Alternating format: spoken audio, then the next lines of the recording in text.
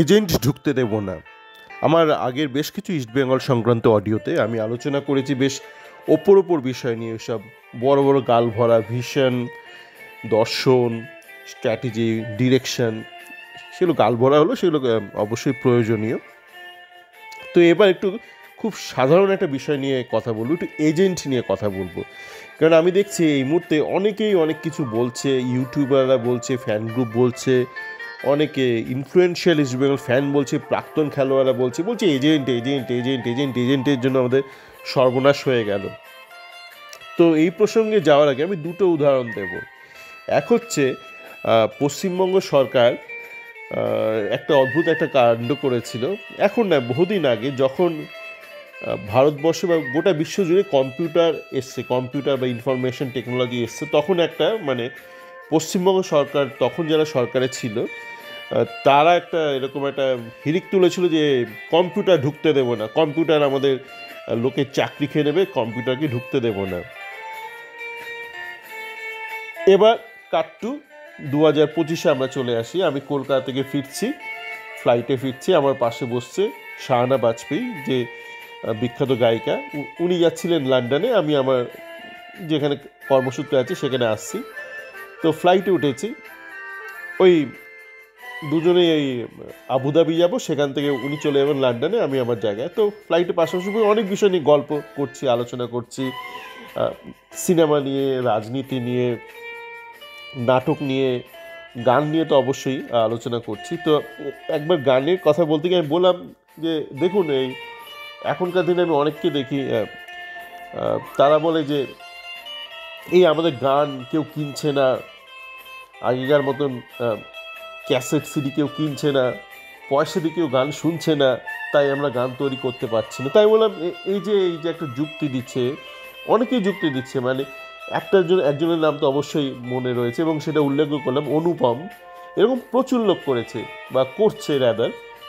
তাই বললাম এই যে অনুপম যে বলছে আমার গান বিক্রি হচ্ছে না, কেউ কিনছে না বলে আমি গান তৈরি করতে পারছি না, তো রবীন্দ্রনাথ, নজরুল, দ্বিজেন্দ্রলাল, অতুল প্রসাদ, এদের গান কে কিনতো তখন?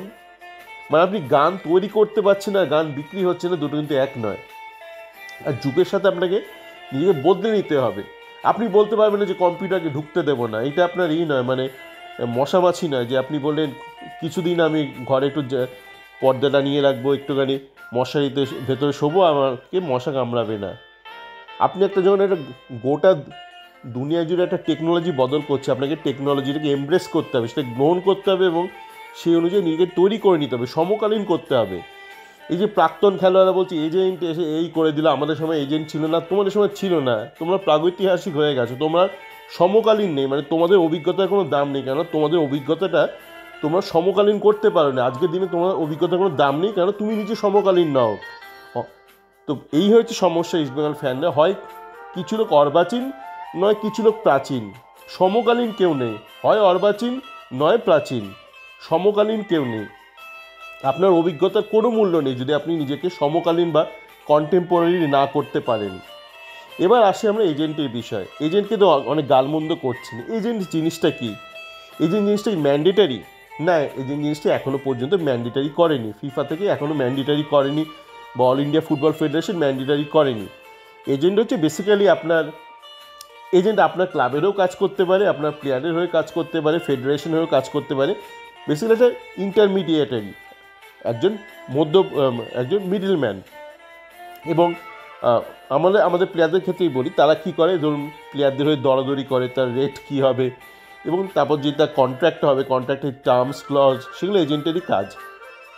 এবার আপনি বললাম এজেন্ট ম্যান্ডেটারি নয়, তাহলে আপনি এজেন্ট ছাড়া চলতে পারেন? হ্যাঁ, চলতেই পারেন, কিন্তু আপনি কাকে নেবেন? আপনি তো একটা প্লেয়ারকে তুলবেন। আপনি ধরুন ইস্টবেঙ্গল ক্লাবের কোনো কর্তা, আপনাকে তো প্লেয়ারকে তুলতে হবে। যে প্লেয়ারকে তুলবেন তার তো এজেন্ট আছে। আপনি বলছেন আমি এজেন্ট ছাড়া কাজ করব, আমি এজেন্ট নিয়ে কাজ করব না, তা আপনি তো প্লেয়ারই পাবেন না।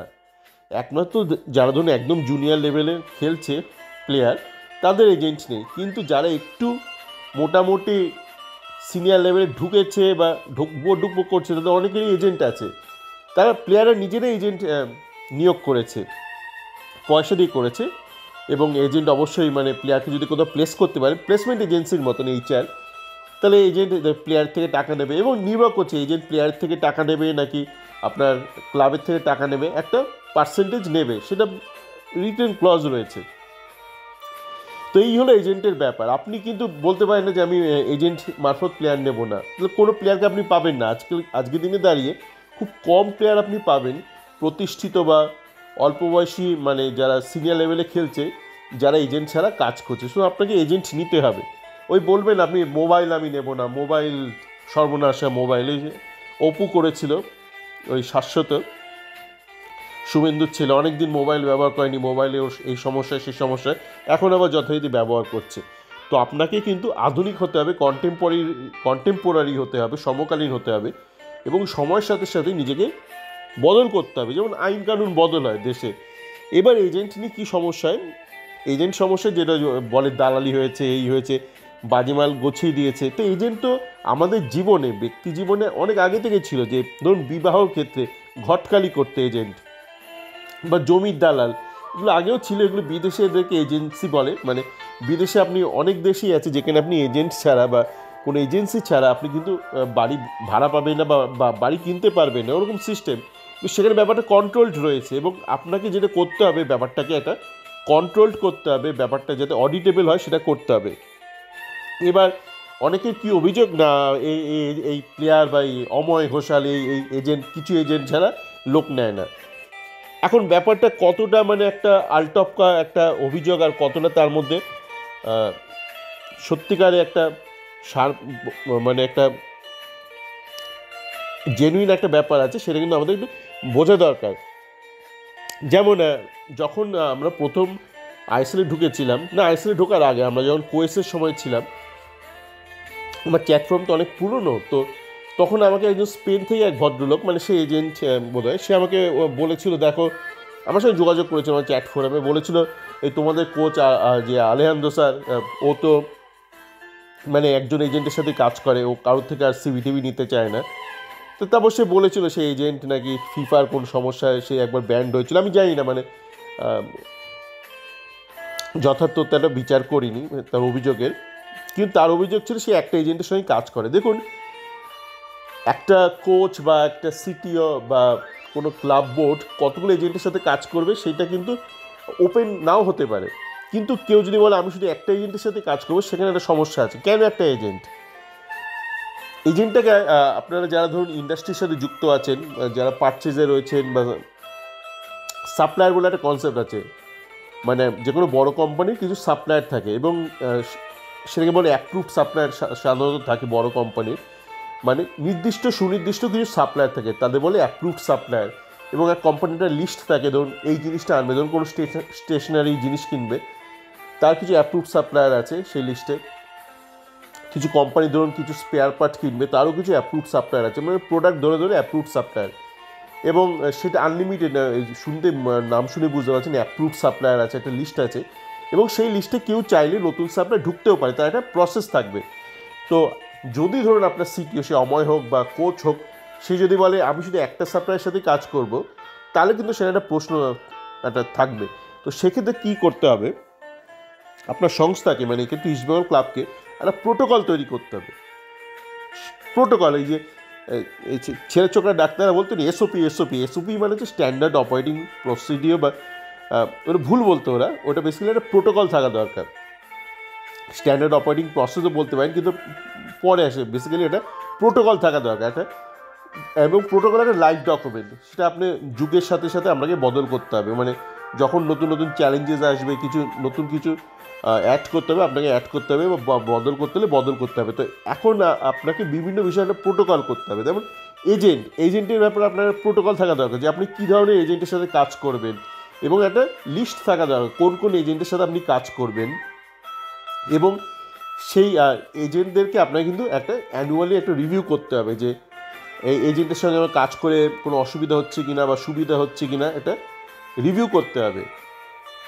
এবং প্রয়োজনে সেখান থেকে আপনাকে নাম সরাতে হবে এজেন্টে, বা সেখানে নতুন এজেন্টকে ঢোকার সুযোগ দিতে হবে। ধরুন কোনো একটা এজেন্ট, সে ভারতীয় হতে পারে বা বিদেশি, সে যদি বলে আমি ইনস্টিটিউশনে কাজ করতে পারবে চাই, আপনি কিন্তু দুম করে বলতে পারবেন না না তোমার সাথে কাজ করবো না। আপনি বড়জোর বলতে পারেন যে এইগুলো আমাদের ক্রাইটেরিয়া আছে, যদি কেউ ইস্টবেঙ্গলের এজেন্ট হতে চায় বা ইস্টবেঙ্গলের সাথে কাজ করতে চায় কোনো এজেন্ট, তাকে এই ক্রাইটেরিয়াগুলো ফুলফিল করতে হবে। যে বললাম না, অ্যাপ্রুভ সাপ্লায়ারের ক্ষেত্রে যেমন থাকে যে কোম্পানি বিশেষে নির্ভর করছে কোন কোম্পানির কী কী ক্রাইটেরিয়া। তো বেসিক্যালি মানে কোম্পানি দেখতে চায় এই সাপ্লাইটা ক্রেডিবল কিনা, এর সাথে কাজ করে আমি সমস্যায় পড়বো কিনা, তার ভিত্তিতে একটা চেকলিস্ট থাকে। তো সেক্ষেত্রে ইস্টবেঙ্গলের একটা চেকলিস্ট থাকা দরকার যে কেউ যদি আমার সঙ্গে কাজ করতে চায় কোনো এজেন্ট, সে যেন এই ক্রাইটেরিয়াগুলো ফুলফিল করে, তাহলে আমি তার সঙ্গে কাজ করব।